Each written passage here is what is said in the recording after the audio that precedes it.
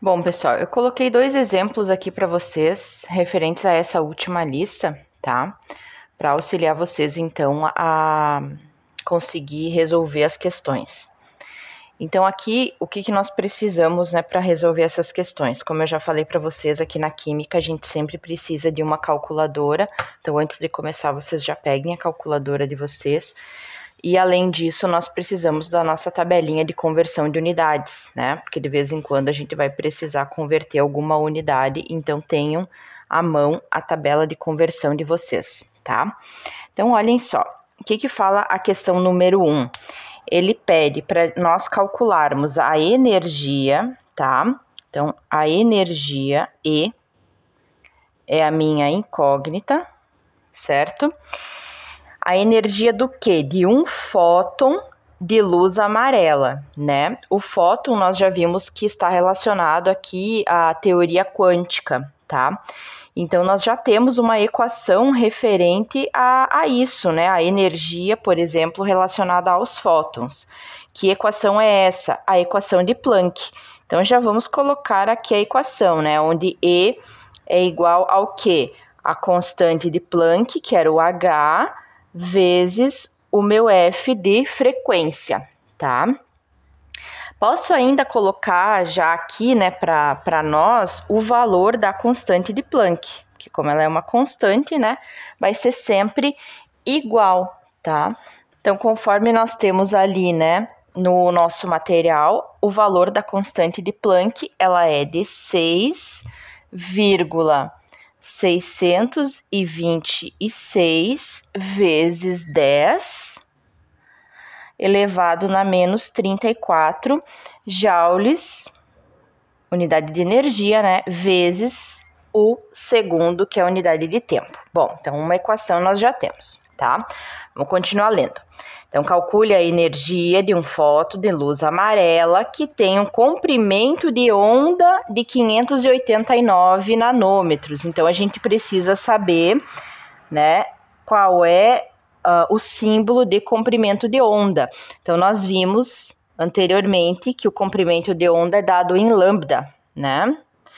E esse lambda, então, é de 589 nanômetros, nm, tá? Então, essa é a letra A. Ok? O que mais que nós vimos de equação, né? Vejam que para eu calcular essa energia, eu vou precisar da frequência, mas eu não tenho esse valor da frequência, né? Então, o que eu tenho aqui, ó? Eu tenho a constante de Planck, ok, o E é a minha incógnita e a frequência, a princípio, eu também não tenho, né? Mas algo que eu tenho de informação é o comprimento de onda, e nós vimos que existe uma relação entre comprimento de onda e frequência. Que relação era essa? Aquela relação que tem a ver lá com a velocidade de propagação. Então, nós vimos o quê? Que a velocidade de propagação, né, no caso de uma onda, que vai ser o mesmo comportamento aqui, né, de um fóton, então tem aquela questão, né, do fóton ter a parte da dualidade, né, onda-partícula, então nós podemos ainda, né, utilizar aquelas equações ondulatórias. Então a gente viu que velocidade é o quê? É o comprimento de onda, né, de uma determinada radiação, né, que no caso agora foi dado então o nome de fóton para uma partícula dessa radiação, vezes a minha frequência, né? A questão aqui é que nós temos o quê? Novamente, tá? Nós temos o comprimento de onda, a gente quer a frequência, certo? Que é essa aqui, para a gente poder aplicar nessa equação, e nós não temos a velocidade, tá? Quando nós não temos assim, a gente pode assumir como se nós estivéssemos no vácuo, né? Como se a gente estiver no vácuo. Então, mas a gente tem que escrever aqui, por exemplo, que tipo de simplificação, né, nós estamos realizando, tá? Assumindo que a velocidade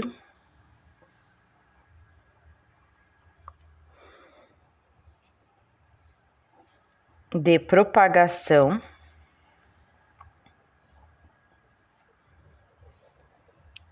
é a velocidade da luz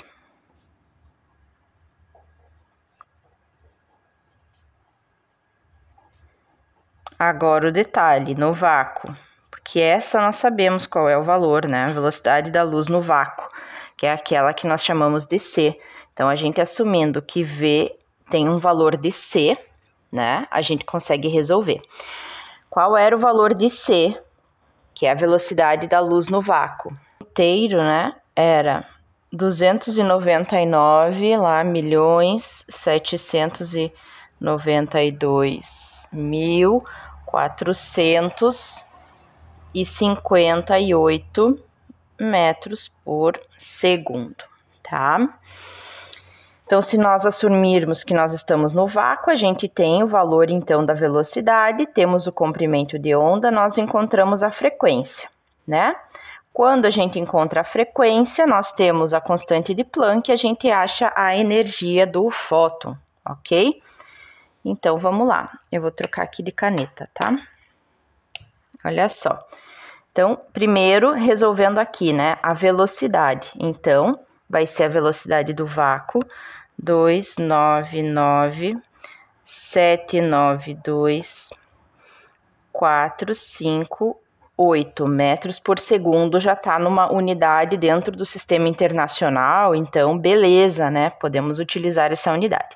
Isso é igual ao valor de lambda, que é o comprimento de onda, que está na unidade de nanômetros, vejam, né? Então, aqui eu já vou ter que converter para metros, né? Então, eu não posso utilizar nanômetro misturado com metro. Aí, eu pego o quê? Pego a minha tabela. Bem lá na parte final da tabela, né? Nós temos lá os nossos prefixos. Não sei se vocês lembram. Então, o nanômetro, ele está aqui, ó, né, bem baixo, tá, símbolozinho N, e um nanômetro equivale ao quê?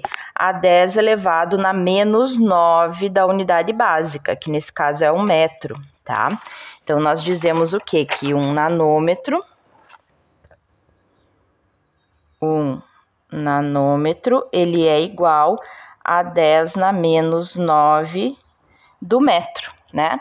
Basicamente, seria pegar esse valor aqui e multiplicar por 10 na menos 9, tá? Fica bem fácil. Então, aqui nós teríamos 589 vezes o 10 na menos 9, né? Por quê? Porque esse valor aqui é o metro, tá? Referente aqui ao comprimento de onda. Vezes a minha frequência, que por enquanto é a minha incógnita, tá? Para eu isolar a frequência, eu passo todo esse valor dividindo no outro lado da igualdade, porque a gente tem uma multiplicação, tá? Então, a minha frequência vai ser igual ao quê? Calculadora, aqui ó, númerozão, 299.792.458. Não coloque em ponto nenhum na calculadora, nem nada disso, tá? Dividido por quem? Por aquele valor lá. Abro parênteses, porque eu tenho aqui essa questão do na menos 9. Então, 589 vezes 10 elevado na menos 9 e fecho, ok? Igual esse valor grande aqui da frequência, 5,0, tá? Vamos colocar umas 2 casas decimais, né? Então, o 8 eu arredondo para 9, né? Vezes lá, ó, na 14, né? Ou seja, 10 elevado na 14, aqui de acordo com a minha calculadora. Que unidade tem esse valorzão, tá? Olha só, nós utilizamos aqui a velocidade em metros por segundo, o comprimento de onda era metro, então é como se tivesse passando, dividindo aqui o metro, né? É como se eu cancelasse o metro e eu tenho 1 segundo na menos 1, que é o hertz, né? Ok? Então, uma frequência desse valor aqui em hertz. Até vou botar aqui, ó. Tá? Para vocês irem se acostumando com o hertz. Ok, então nós temos o valor da frequência por enquanto, né? Era isso que estava perguntando? Não, estava perguntando a energia, tá? Então a gente ainda tem mais uma etapa para fazer, né? Vou até tirar aqui. Qual era a etapa? A minha primeira equaçãozinha, né? Que era calcular a energia. Então a minha energia ela é igual à constante de Planck, que tem esse valor aqui, ó. 6,626 vezes 10 na menos 34, que é o joule vezes segundo, né? Vezes a minha frequência, que foi essa que eu acabei de calcular. 509, 10 elevado na 14, tá? E aí eu só faço essa multiplicação aqui finalmente, né? Ok? Pego minha calculadora. 6, aqui vai um ponto, tá? 6, né? Como se fosse 626 vezes 10 elevado na menos 34, tá? Posso dar um ok se eu quiser ali, um igual, né? Vezes, tá? Quando eu tô no vezes, não preciso colocar nada de, assim, de parênteses, tá? Porque tá tudo multiplicando. Então, 5,09 vezes ainda 10 elevado na 14, tá? Dá esse valor ali de energia. 3,37 vezes 10 na menos 19. E qual é a unidade? Olha só, nós tínhamos uma constante de Planck, que é joule vezes segundo, tá? Nós multiplicamos por algo que é segundo na menos 1. Significa que nós cortamos o segundo, né? Porque esse segundo está no numerador, esse no denominador. Então, fica somente o joule, né? Que é realmente uma unidade de energia. Então, essa aqui é a resposta, né, para a letra A, ok? Vejam quais são as equações que nós utilizamos para resolver, né? Utilizamos essa aqui, que ela relaciona energia com frequência, né? Que é o que tem a ver aí com essa questão dos fótons e tal. E utilizamos essa aqui, que tem a ver com as ondas, né? Que relaciona, então, o comprimento de onda com a frequência. Somente duas equações, tá? O que a gente tem que saber? Constante de Planck, ela é sempre dada, né? É só pegar lá no material de vocês. A velocidade da luz no vácuo também, é só vocês pegarem no material de vocês, tá? E aí fazer adequadamente ali as multiplicações e divisões, tá? Uma coisa referente à calculadora que eu posso mostrar para vocês, que às vezes o pessoal erra, tá? Principalmente vocês que estão no início, é utilizar, ao invés, tá, de utilizar o 10 elevado em alguma coisa, geralmente o pessoal, ou às vezes, utiliza o E, que é simplificando esse 10, né? E aí já bota, por exemplo, aqui, né, o valor do número, tá? O que vocês têm que cuidar é que, às vezes, tá, o pessoal coloca na calculadora o E e o 10 também, né? Então, na verdade, você estaria multiplicando duas vezes esse valor de 10, porque o E, ele já significa 10 elevado a algo, tá? Então, vocês têm que cuidar muito, né? Quando vocês colocam o E no lugar desse 10 aqui, não pode colocar o 10 novamente. Então, seria, nesse caso aqui, somente E, né, na 14, tá? Então, já significa o 10 elevado na 14. Ok? Vou colocar aqui, ó, como se fosse 5 vezes 0,9, tá? O E, que é o, pra mim, aqui é o ESP, aqui embaixo, tá? Eu não utilizo ele, na verdade, né? E daí já 14, tá? Ok? Aí tudo bem. E aí, vezes o valorzinho lá, ó, por exemplo, 6,626, o quê? E na menos 34, tá? Igual, ó, vai dar o mesmo resultado, só não posso botar de novo, né, repetido, daí E e 10 também, ok? Então, cuidem bastante quando vocês forem fazer, tá?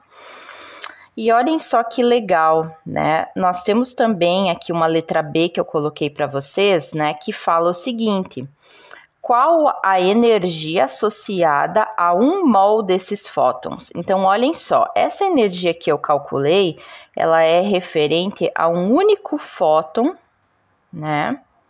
Relacionado a essa radiação aqui, tá? E ele quer saber quanto de energia eu teria em 1 mol de fótons, tá? Às vezes vocês têm dificuldade nessa questão do mol. O mol é algo bem simples, né?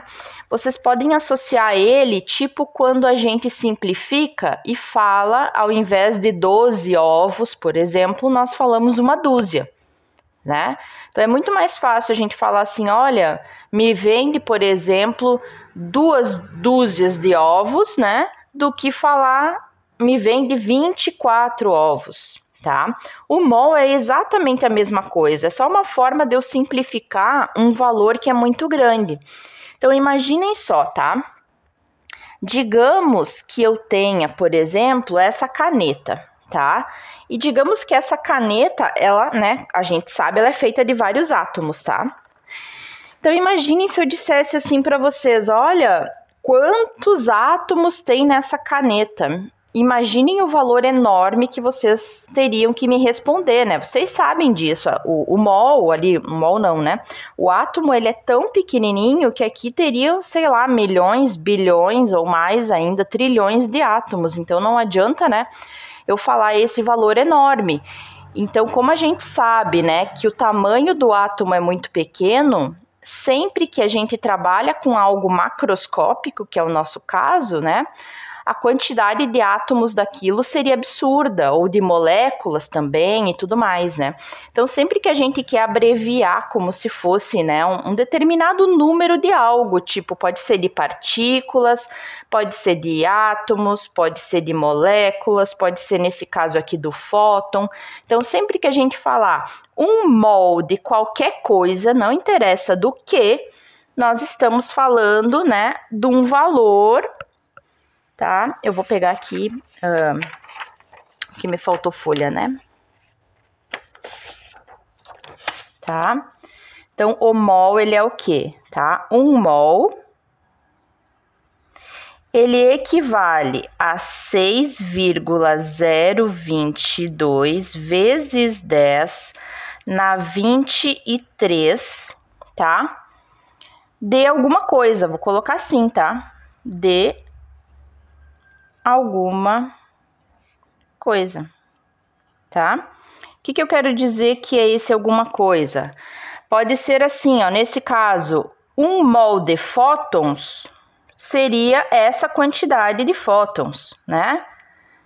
Então, alguma coisa poderia ser os fótons. 1 mol, né, de moléculas seria toda essa quantidade aqui de moléculas, como se fosse uma dúzia, né? Mas é esse valor grande. Pode ser moléculas, né? 1 mol de átomos de alguma coisa, né? De átomos poderia ser também. Então, quando eu falo 1 mol de átomos, significa que eu tenho toda essa quantidade de átomos, tá? Então, é algo muito simples, mas o pessoal, né, assim, geralmente, porque é um valor muito grande, acha que é uma coisa, assim, né, meio fora da realidade, né, ou algo complicado, né, mas não é nada complicado, tá? Então, é só uma forma de eu abreviar um número que é muito grande. Então, quando ele quer saber a energia de 1 mol de fótons, né? Se um fóton tem essa energia e 1 mol significa que eu tenho toda essa quantidade de fótons, na verdade é só eu multiplicar, né? A energia de um fóton, né?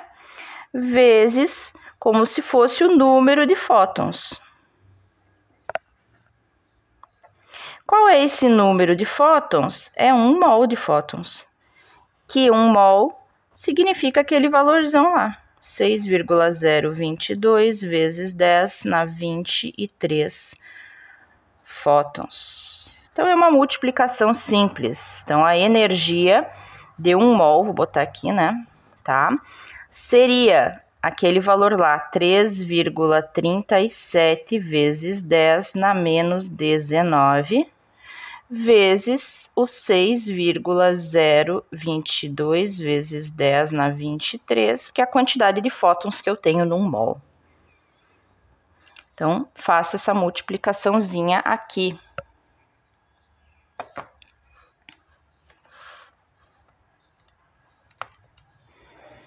Três ponto 37 vezes 10 elevado na menos 19 vezes 6,022 vezes 10 elevado na 23 agora. Tenho essa quantidade de energia aqui, ó, 29,41. Deixa eu ver se eu botei certo. 29,41,4 o quê? Joules, né? Que a minha energia estava em joules. E agora eu acrescento um por mol. Por quê? Porque é a quantidade de energia de joules que eu tenho em 1 mol, tá? Como se fosse em 1 quilograma ou algo assim, ou em 1 dúzia, né? Certo? Então, joules por mol, tá? Então, é isso que significa também quando a gente bota aqui o por mol, tá? Posso abreviar isso aqui, né? Poderia simplificar, por exemplo, para quilojoules, né? Deslocando aqui 3 unidades, né? Como é que eu faço isso? A gente sabe que 1000 joules tem 1 quilojoule, né? Certo? Então, eu poderia pegar essa grandeza e dividir por 1000. Então, eu divido aqui por 1000. Eu teria uma energia de, por exemplo, 202,94 agora quilojoules por mol, tá? Posso fazer assim também.